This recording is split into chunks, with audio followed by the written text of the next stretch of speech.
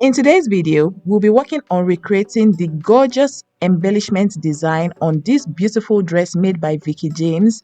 This dress looks phenomenal. It's a bridal outfit, as we all can see, and my job today is to pass across the knowledge on how you can recreate this embellishment pattern. If you'll be interested, please make sure you watch this video all the way through. Remember to subscribe to this channel if you're yet to subscribe, like, share, and don't hesitate to drop your questions down in the comments. Let's get started.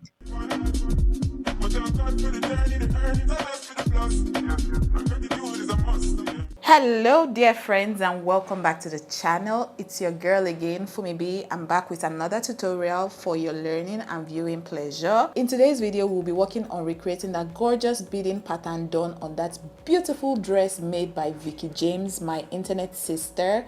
You guys know that me and coming on here with Vicky James embellishment tutorials are like 5 and 6. If you guys can hear any noise, there's construction going on outside my apartment, so please apologies for any background noise, but I hope my microphone cancels the noise. Anyway, we are recreating that embellishment, and for this tutorial I have my tumblering, this controversial tumblering that always gets us asking lots of questions. For those that are new here and this is your first time of seeing this item right here is called a tumblering, okay? And fashion designers use it, beaders use it, craft makers use it. It's used for a couple of different things. However, on this channel I typically use it for securing my mesh fabrics, okay? When I'm working with tulle fabric, net, and illusion mesh, just like what you guys can, or illusion net now, just like you guys can see, I use my tumblering just because without this tumblering, if I'm just beading directly on the net, because I don't have a body form, the net will be moving around a lot and the whole beading experience will be very stressful for me. So I like to use this. You do not absolutely need this. If you guys saw the video at the introduction, the beaders that were embellishing that dress had the outfit placed on a body form. I believe they collapsed that body form because, you know, with body forms you can deconstruct it, you can bring it down to your level. You don't have to be standing, okay? You can remove the body form from the waist, place it on a table, sit down and bead, or lay it flat on a table, bead, put it on the floor, bead. Any comfortable position, take it and bead your work, okay? The only reason why I use tumblering is because I'm sharing, you know, educational materials on here on YouTube, and this is what works best for me while I wait to gather my coins together to be able to afford a body form.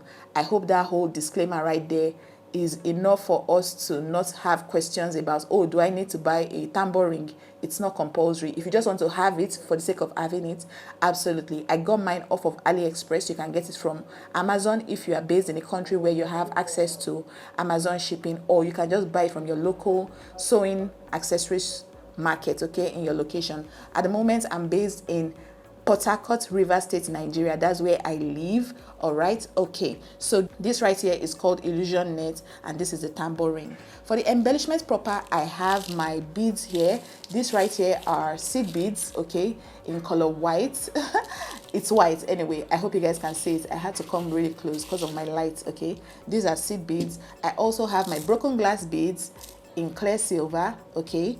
I also have my studs or my rose montees or stone, depending on what you choose to call it. This is what it looks like. I've talked about this multiple times. So every single month I do my best to buy new items for my business, and I like to share those items with you. I've done about 3 sewing accessories haul so far on the channel. I'll do my best to link them in the description bar, okay? Scroll to the description, you will see some links there. Click on them just so you know the names of these things, where I buy them from, and where you can also buy them from.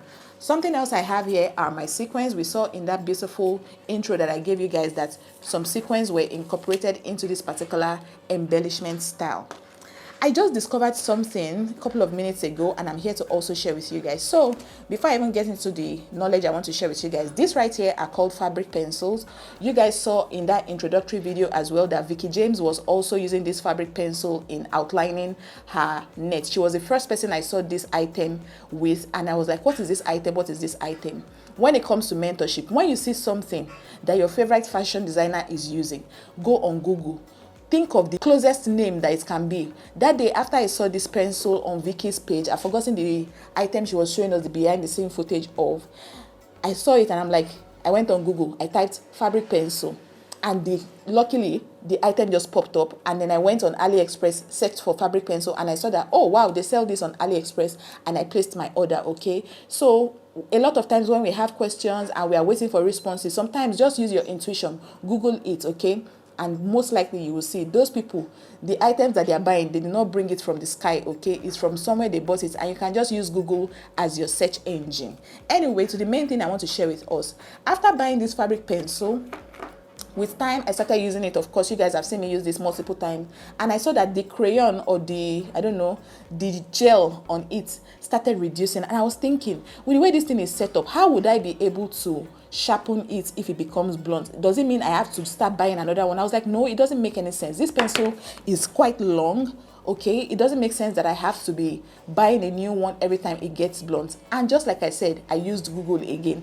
I went on Google, how to sharpen a fabric pencil, and I saw a tutorial, and I'm here to share with you guys. I hope you guys don't skip this portion of the video because I'm sharing gems. So you see this rope right here beside the fabric pencil, it's not for decoration. I was tempted at some point. I was like, should I just cut off this rope? Something was like, Funbi, just leave it. So ideally, to sharpen this pencil, all you're doing is you are dragging this rope down. I hope you can see what I'm doing here. You are dragging it down. Let me see if I can zoom in further, okay? So you just drag this rope down carefully, and then by the time you drag it down, you see that this place is already tearing. So apparently this coating is just like paper. So all you're doing is just tearing the paper, and then you are rolling it around till you unlock a fresh place. Look at what I'm doing. Can we see? Simple as ABC. Guys, Google is your friend. When you are stuck, just go on Google, okay? Google is most likely going to help you. So see how sharpened my pencil has become again, and I can start using it for marking. You can just make sure that you don't cut off this thread, okay? I hope you guys found this tip very valuable. I'll do my best to also probably put this footage on TikTok and Instagram, just so people on there as well learn. All right, now that I've done all of that and I've said all of that, let's get straight into the tutorial. So now I'm going to bring my illusion net here, and I'll start with making my illustration on the net before beading. So at this center, I'm going to do some beadwork right here, maybe somewhere here, okay? Don't pay too much attention with the shape. My hands, and I'm still trying to perfect my skill when it comes to art, so pardon me. Then connecting to this center point here, I'll just have different lines, just to mimic something looking like that splash that we have going on that dress. On these 5 major lines, this is where I'm going to be doing the white, this our bead. That's where it's going to be. And then in between these lines, we'll also have some baby lines where we'll be using this our clear bead to bead, okay? So I'm just going to just go ahead and do all those markings real quick in between. Okay, so we have something like this. Now I'm going to grab my needle and thread. For the sake of today's beading, what I'm going to be beading with is the size 10 beading needle, and I just need to grab it real quick. This is what this size 10 beading needle looks like. Ideally, I don't like to use size 10 beading needle when I'm working with this broken glass bead because I find that it's a bit too large for this bead. However, I typically buy this size 10 beading needle from Mr. Okoro at Rumomasi, who is my staple customer. I've done a market vlog on his space. I've shown you guys everything that he has in stock. If you've not seen that video, go check it out. We are not about to dwell too much on that. He sells this particular size 10 beading needle that is very, very slim. And I don't think there's any size or bead that does not pass through this needle. This needle is like the perfect type of beading needle. One thing that stands out about this size 10 beading needle is that this part here where they wrote nylon design right here, it's written in cursive, and the best as well is written in cursive. That's how you know. And when I say cursive, it looks like italics, okay? I believe we all understand everything that I'm saying. So that's where I buy this particular size 10 beading needle. All the other places where I've bought size 10 beading needle, those size 10 are usually too chunky for my broken glass bead. I just thought to share that with us. So this is the beading needle that I'm going to be using. And for those that are asking, oh, is beading needle different from sewing needle? Yes, it is. Beading needle is different. I don't know how to explain it to you. When you walk into your sewing accessories shop, tell them you want to buy beading needle. Hand needle is one you use for your typical, you know, hand sewing and all of that. Beading needle is what you use for beading and tacking, embellishment generally. This is what you will use, beading needle. Okay. And the thread of choice, because we are working with illusion net, of course, it's either we use our invisible thread or fishing line. For me, I'm going to use fishing line, and I'm using fishing line in size 0.25 millimeters. I hope we all can see it. I got a question recently from someone saying, oh, what size of fishing line is best for illusion net? I've talked all about fishing lines. If you have watched that video, I'm going to also do my best to leave that video on the screen. It will help you make the right choice. But personally, I like to use the 0.25 millimeters fishing line when working on illusion net. Another alternative is your invisible thread, but I find that invisible thread stresses me a lot, so I don't have the time. Okay, I'm always cranky when I'm working with this thread because it will just be disappearing and making my life a bit stressful. So what I'm going to do now is I'm going to thread my needle. Okay, I'm going to thread about 2 needles because to achieve this entire work, I believe I would need about two needles, 2 to 3 needles. But I'll start off with beading or threading now, not beading. I'm going to start off with threading 2 needles, and if I need more, I'll go ahead and rethread. If you're yet to subscribe to this channel, you are sleeping on a bicycle. Okay, join the winning team and subscribe. We are on our way to 50,000 subscribers, and it's so it's so funny to say, guys. God is such a wonderful God. He has been so faithful to us on this channel in this year 2023. And even as we draw close to 50K, I want to first of all say a big thank you to everyone. Thank you guys so much for the love. Thank you so much for the support. I cannot pay you back, but my prayer for you guys is that God meets you all at the points of your need. You will never be stranded. When you need help, when you need backing, God will always be there to back you up. He will send men your way that would help you fulfill your dream and attain destiny in Jesus' name. Thank you guys so much. So please subscribe if you're yet to subscribe. Like this video if you're yet to like. Okay, you are going to enjoy watching. You are going to get a lot of value from watching. So please reward me by hitting the like button and subscribing. All right, guys. So now that I've gone ahead to thread my needle, I'm going to first of all cover this entire center area using my sequins. Okay, I've done tutorials on how to embellish fabric with sequins. Okay, like I always say, if you're new here, first of all, welcome to the channel. Please go ahead and binge watch my content. Okay, I have a beading tutorial playlist, sewing tutorial playlist, a bunch of different playlists that will be very valuable to you. Choose which one you want to start with and start watching. Okay, so it helps you basically catch up with what we've done so far and give you all the necessary information that you need. All right, so now that I've passed one sequin into my fabric, the next thing I'm going to do, I need to just brighten this up for you guys so we are seeing clearly. Next thing is I'm just going to dip into my net a little and then come back out, something like this. Pass another sequin in. Embellishing or beading fabric with sequins is pretty easy, nothing too intense. With beading, you need a very high dose of patience. Like I always say, if you don't have patience, your beadwork will most likely not be neat. So I'm going to keep quiet now, allow you guys watch me just cover this entire center area with my sequins, and then we'll move on to the other portions of this embellishment work that we are doing.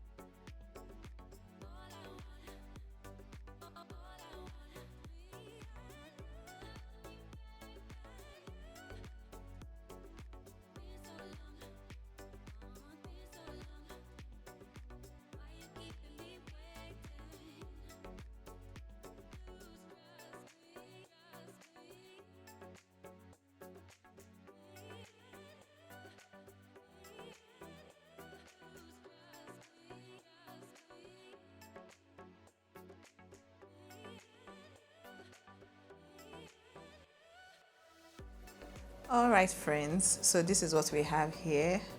Okay, this is the end result of this particular beadwork. I hope we all kind of understood the gist. I'm going to go ahead and also put a sidebar of what this embellishment looks like on the dress. So I have a cluster of sequins going on here.